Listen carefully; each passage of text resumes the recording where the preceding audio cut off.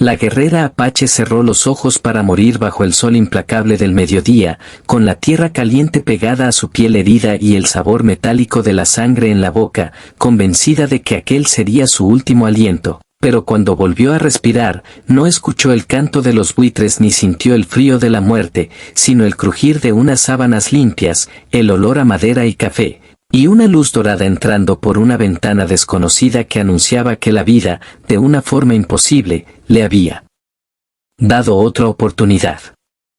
Si crees en la bondad, en las segundas oportunidades y en las historias que transforman el alma, tómate un momento ahora mismo para darle like al video, comentar, compartir esta historia y suscribirte al canal, porque cada gesto tuyo ayuda a que relatos como este sigan llegando a más corazones.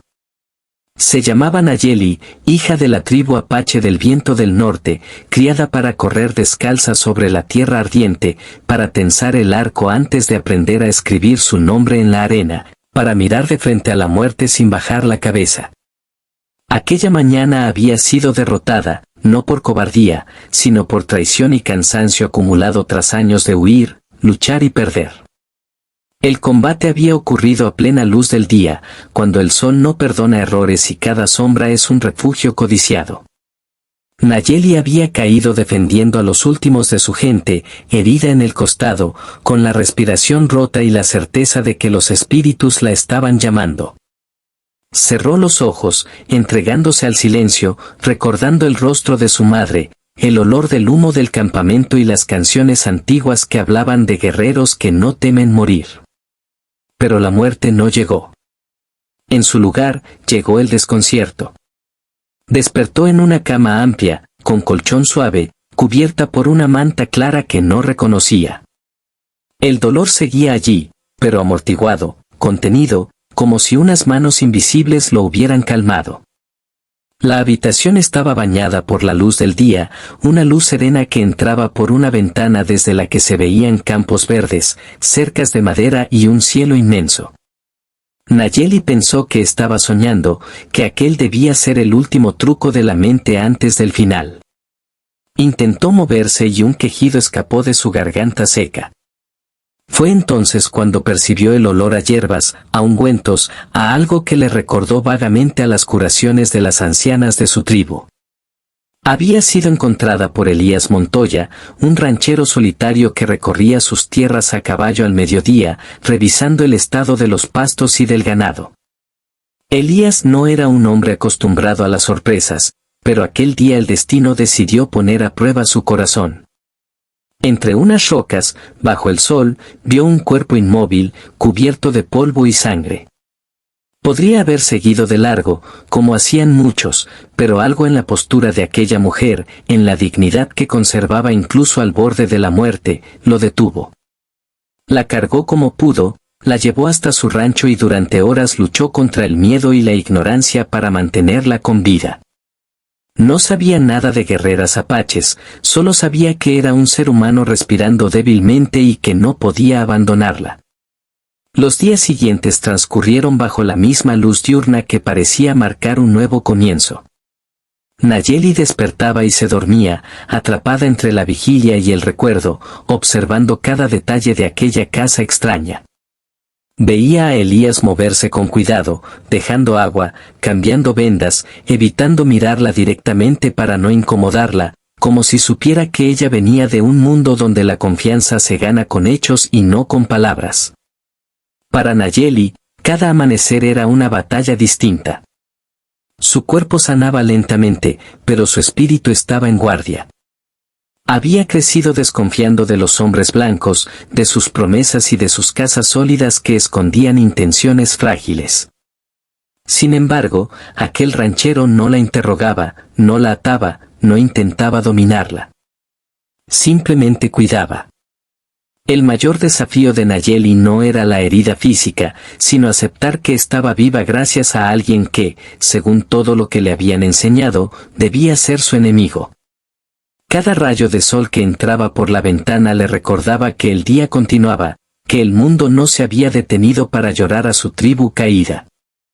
Se preguntaba si los espíritus la habían castigado por no morir con los suyos o si, por el contrario, la habían elegido para algo más. Empezó a levantarse, apoyándose en la pared, caminando despacio por la casa, observando fotos antiguas, herramientas, objetos sencillos que hablaban de una vida dura pero honesta. Elías, por su parte, luchaba con sus propios fantasmas. Había perdido a su familia años atrás, en una tragedia que lo dejó anclado a la tierra y al silencio. Cuidar de Nayeli despertaba en él un dolor antiguo y una esperanza nueva que no sabía si merecía. Con el paso de las semanas, el sol del mediodía se convirtió en testigo de pequeños cambios. Nayeli empezó a ayudar en tareas simples, a sentir la tierra bajo sus pies de nuevo, aunque ahora estuviera cercada y domesticada.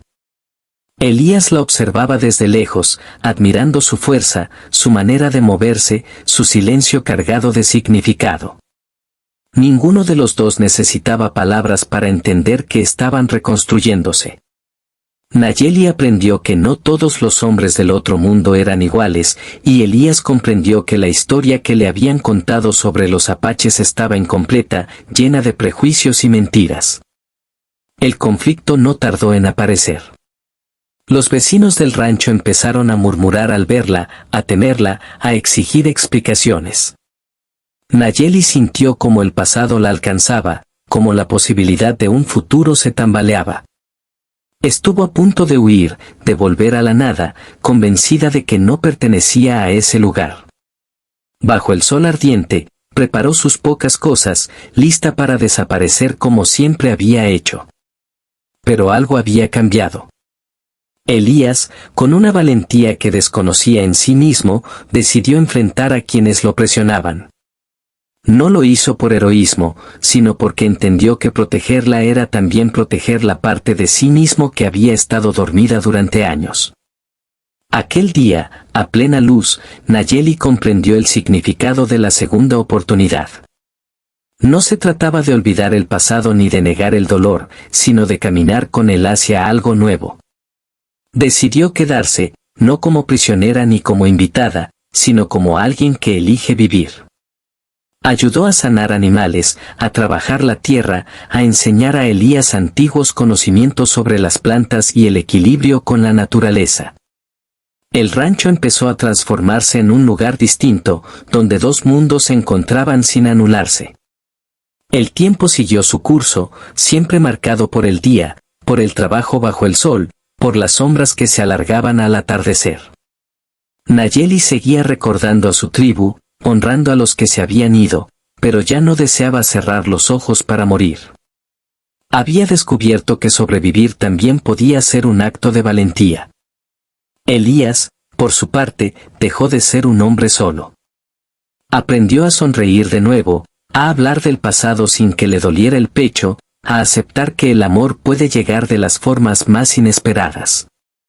Si esta historia está tocando algo profundo dentro de ti, si sientes que habla de heridas, de esperanza y de renacer, te pedimos desde el corazón que interactúes con este video, que dejes tu apoyo y hagas saber que relatos así importan.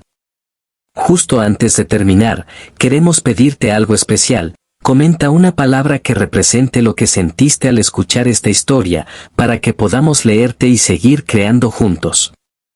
Bajo el mismo sol que una vez fue testigo de su caída, Nayeli se mantuvo de pie, mirando el horizonte sin miedo.